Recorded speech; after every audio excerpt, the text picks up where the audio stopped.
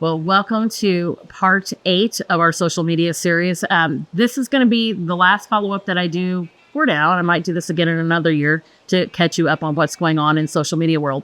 But in the class that I took that motivated me and got me out of my funk and got me out of my burnout that I was going through was the actual chat in the Zoom class. And so for 3 hours, there's 171 social media schedulers and content creators, and they're throwing ideas out in the chat. And I am, screenshotting as fast as I can and writing notes as fast as I can because I got as much out of that than I did in the actual course. And so I found that to be beneficial. I think I could probably do the exact same class again and get a whole different crop of people there posting in the side of the Zoom call. You know how the chats work, right? And so that was the benefit to me. And I think it could be the benefit if you decide to do any kind of online class. I don't ever think that professional development is a bad idea. I always think it's a good idea. I wrote down some things here that I want to go over with you that I did come out of the chat that I thought were great ideas that you can try. The first one is updating your Instagram bio. And I thought, well, what do I need to update it for? I mean, what I need to update it for is the same business that it's always been. But it just hasn't changed. And that's something that Instagram is looking for. They want you to update that. They want you to take a look at it and write it in a more refreshing way. There's a limit of 150 characters, so it makes it difficult. And that's where ChatGPT can really help you. So take your bio out of Instagram and pop it over to ChatGPT and see what they come up with.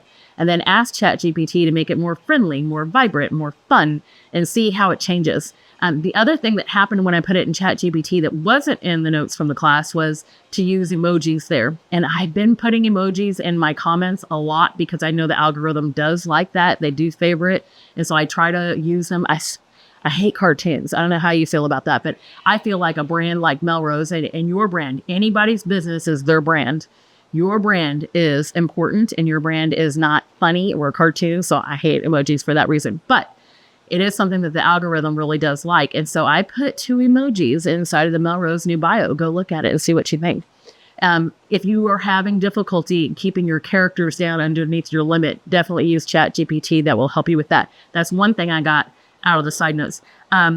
The link in bio. Yes, we use a link in bio. That is all the links that you can use on Instagram. As you know, you cannot put a live link directly onto any post that you do in Instagram. I wish that would change. I mean, I would absolutely love to be able to do all those link backs back and forth to the deep pages on the website, but you can't. And so I do have a LinkedIn bio. The thing you have to remember as a scheduler is that you have to update it. You have to change it. And it doesn't even matter. Like ours, we use through our scheduler. It's always in place. It just copies you right over. But we can have 5 links at a time. And so sometimes what I'll go through and do is just reorder them. And I'll just change the links around in the order that they happen to be in our LinkedIn bio. You can pay, we've used a couple of different LinkedIn bios. We have one now that goes through our scheduling service. We had one independent one time, it was 99 cents. So it's not an expensive feature. If you do not have your links to your store, your links to your specific pages on your website, that's a great way to get your link backs in there. Okay, one other thing I wrote down. When they're pushing the accounts to pay, if Meta is trying to please their shareholders, they have a certain amount of revenue that they need to bring in. We don't care about their revenue. What we care about is your return on investment. And so advertising has always been a return on investment, segment. And it's something that most businesses are going to spend an X amount of dollars in advertising. I think the expectations are wrong. So we hear these success stories where somebody went viral and they sold 10,000 trucker hats. And oh my God, it's so exciting. And every girl in America is running in there to get their trucker hat. And they made a fortune and now they can retire. They're far and few between. I mean, that's really hitting it out of the park and it doesn't happen overnight. What usually happens is that growth that we were talking about and that return on investment. So if you spend $10,000 in advertising on your socials this year, what is your expected return on that? And, if you went to your investment broker, they're not going to tell you you're going to get 700% return. They're not going to tell you you're going to get 7,000% return. They're probably going to tell you 7. 7's a good number. We hear that all the time from investment brokers. Advertising investment is kind of close to that. So keep that in mind. You're going to have a budget set up, but your return on investment should be close to that percentage number. How are you going to track that? Oh, that's even harder, isn't it? If you are the store owner, it should be easy for you to track. If you do not know how to track your socials, you do not know if your socials are working, I'm going to let you in on a little secret. They're not. you should know. Your customers are going to come in. They're going to talk about it. They're going to say, oh, saw you on that video you did. That was fantastic, girl. I loved it. Oh, I want to buy that flower that you showed. In our case here at Melrose, it's going to be these butterflies. These butterflies are everywhere for Everyday 2025. Every time they walk in and they walk up to the desk and they say, I saw a video and it had some butterflies in it. We know that the social medias are actually working and giving us a return. The other part of the return that you're going to see is the increase in followers or subscribers over a period of time. And I am going to encourage you to look at least quarterly or annually for that. If you look daily, you're going to wear yourself out and you're trying to get those huge returns on going viral. And it doesn't necessarily mean you're going to have growth long term. A couple other things. I'm going to give you some examples here. We've been really into stickers lately here at Melrose because our sticker posts are doing better.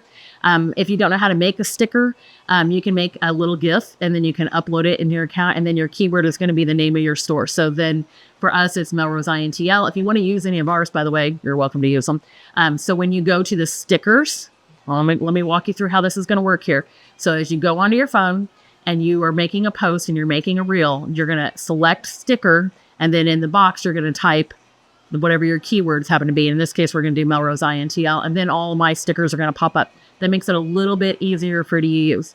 What about all those fancy words that you can use and you see people using in Reels? You know they're not typing all that out. You can't use it on that little text bar that they have in Reels. And so what you're going to use is caption in this role inside of Reels. You're not going to use the captions for everything that you're saying. It's a different function. So look at this one. And that's going to give you a different looking caption that you can use in your Reels. Those look professional or very nice. Those are some new tools that are available to you that'll help make your Reels stand out. Always make sure that if you're using original audio that you download your Reel and then you upload it in your YouTube Shorts and then you upload it into Facebook Reels. So you can do the automatic carryover where it goes from one to the other, and you're probably using TikTok too.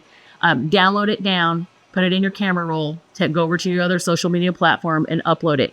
Your results are going to be much better. Instead of getting that 50 for every 1,000, you might be looking at 75 to 100.